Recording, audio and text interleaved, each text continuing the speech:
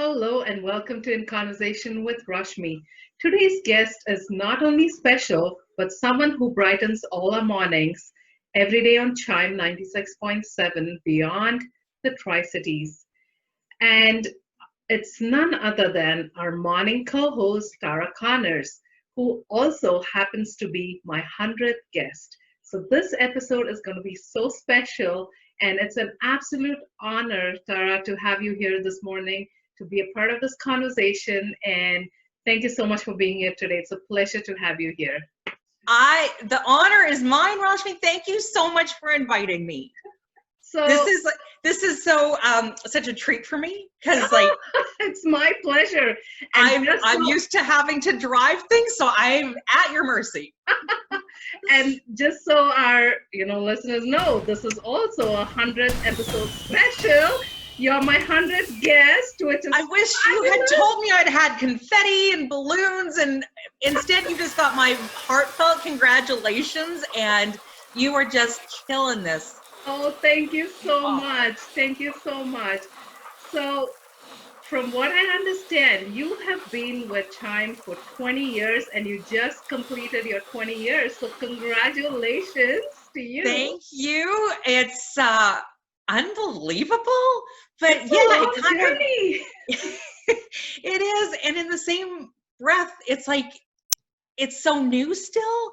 Like 20 years is unfathomable, but I'm happy to have hit that honor. It's obviously it says a lot about the community and the station, because I did not expect to be here this long. And especially in radio and in my early career, like I was moving almost every year. So to come to a place, I was like, oh, it'll be a couple years. And now I'm looking back at 20. And you were, prior to that, also you were doing media and things like that. So you've been in the whole industry for close to 30 or more than that, I would say, right? Just over 30 years. I graduated from broadcasting school in 1989 and got my first job in December of that year. So it's been more years than I care to think about. So how does it feel giving your 20 years with Chime? Like, what does that feel like? In one sense, I'm very humbled because it's not particularly usual in this industry. So, even to get to like the 1 year mark and the 5 year mark and the 10-year mark, like every time I hit a milestone, I kept thinking like, this can't go on much longer. Like someone's going to figure this out.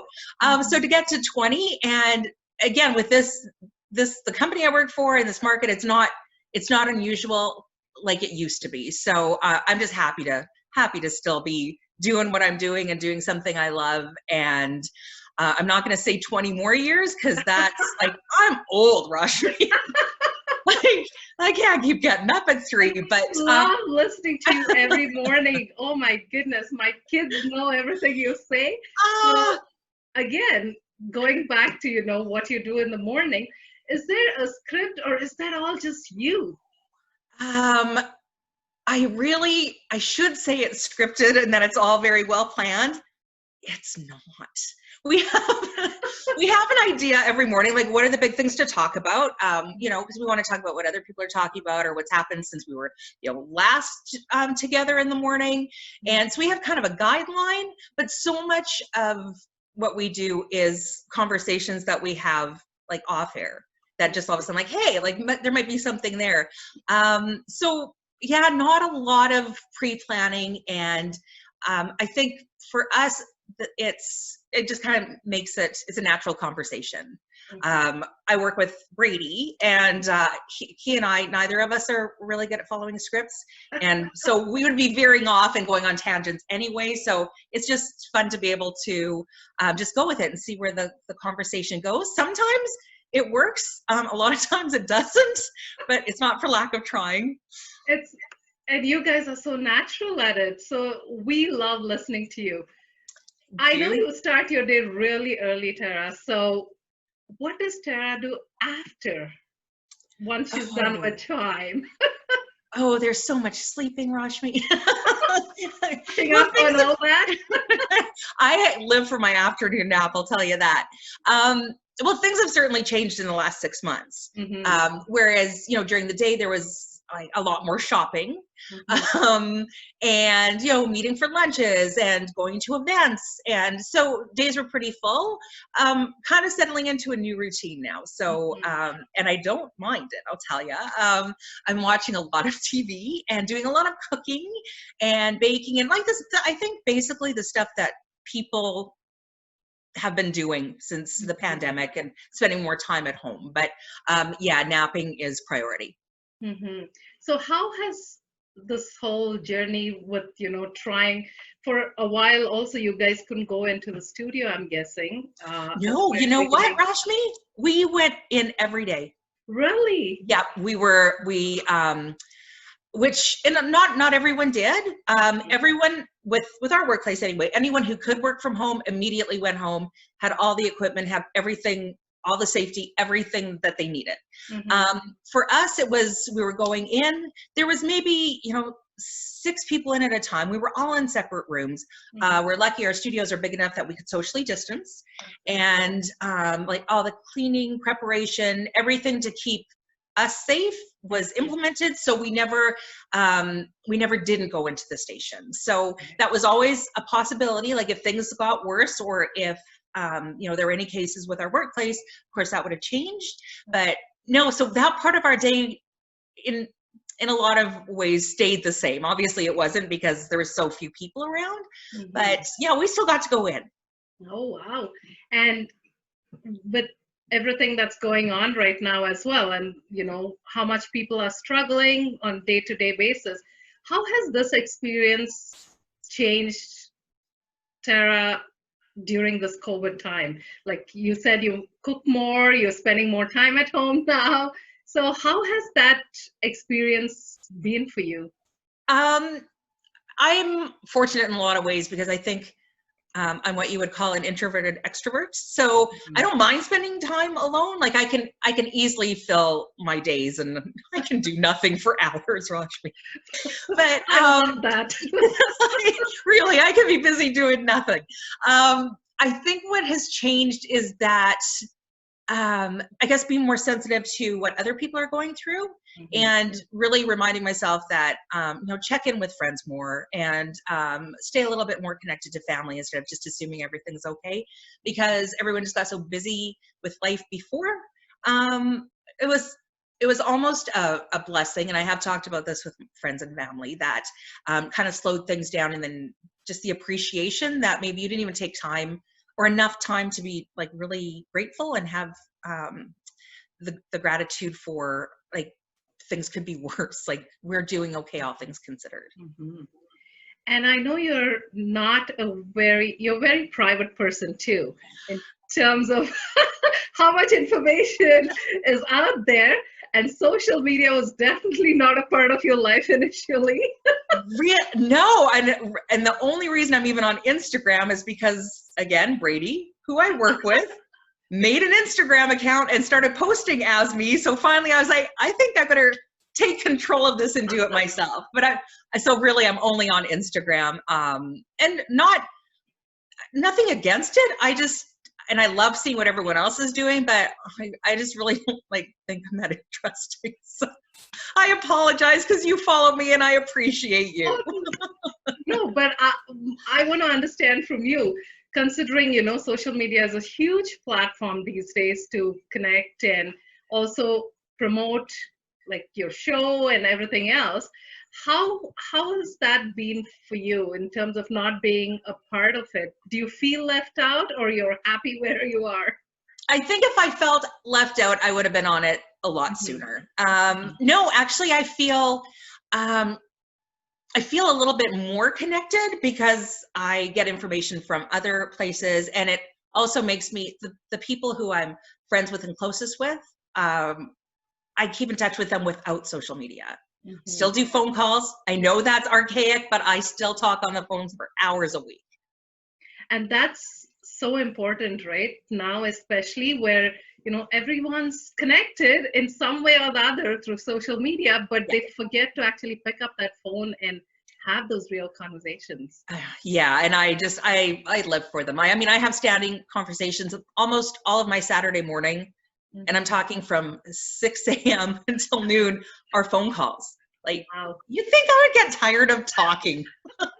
And that helps so much with your mental state as well, to keep, your sanity going, I guess. Yes, yeah, To hear those real laughters, it. to hear, those real conversations. Yes, and just to get caught up and just to kind of, it's an escape in itself. Sure, there are a lot more younger generation kids who want to get into media and get into, radio and television. So what would your advice be to them at this point in life, and after your experience? I'm sure things have changed from when you had started to where things are today. Gosh, we still queued up records when I started. I can't even tell you how different things are now. Yeah. And I do hope people look at it as a career option, because there's so many new aspects to it. Social media is a huge part of it. Digital is a huge part of it. Podcasting, even our radio company has a huge podcasting division. So there are all sorts of avenues that are new technology and still married with the traditional technology. I would say, take a course and take the opportunities. Don't say no to trying something different, or even if it's not right away, maybe you want to be on a morning show immediately. That might not happen, but be willing to move to smaller markets or start in a department that you didn't initially think about. When I started in radio, I intended to be in news. That's what I was going to be in news. I was eventually, going to just be a news anchor. That's all I was interested in. But the very first job that came available was an overnight shift in a small town in Saskatchewan. And I thought, well, I'm going to take a job. Everyone else was interning. So I thought, at least I'm getting paid for this, and I'll keep my eyes open for a news position. That didn't happen. I just loved it. I didn't even know how much I would love it. So now I'm lucky because I do morning news on Chym as well. So I get kind of the best of both worlds, but it wasn't my intent to be a morning show announcer. What's Tara's hobbies? Oh, well, I read like it's oxygen. I honestly can't go a day without reading. Amazing. And not, any kind of books. I love nonfiction, but a good biography, I'll devour it. So that means that housekeeping is a very distant second, but yeah, reading, love it. Cooking, baking, anything like that.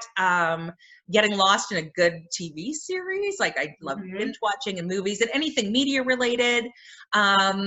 I don't even right now, I don't know what else. That's kind of the focus of everything right now. But, in better times, any charitable works, that's also why I'm really lucky to be in radio. As you know, there's lots of opportunities to help out in the community. So that was, you could have some philanthropy, but be connected to the community in that way. So still finding ways to do that in what we're experiencing now, but yeah, going out to the events and meeting people, and I miss that so much.